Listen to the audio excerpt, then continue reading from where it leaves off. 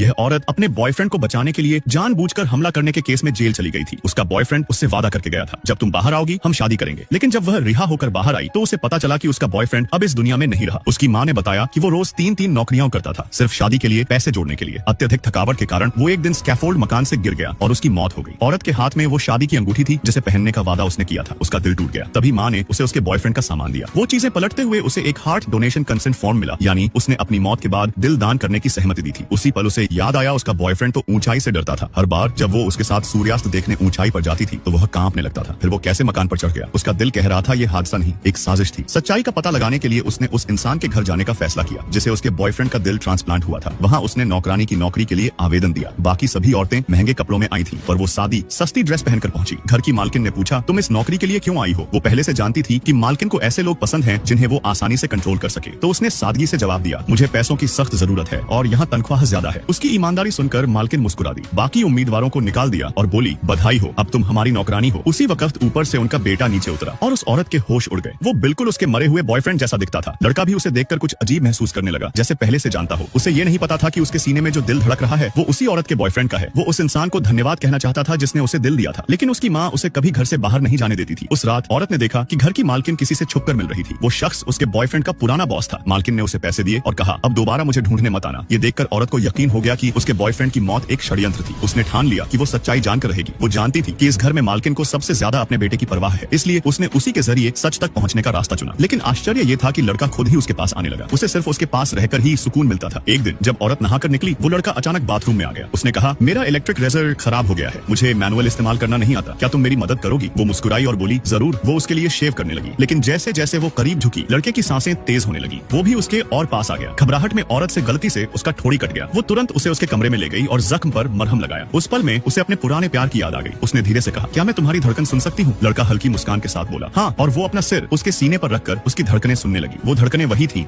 जो कभी उसके लिए धड़कती थी। लेकिन तभी दरवाजे पर खड़ी मालकिन ने ये सब देख लिया।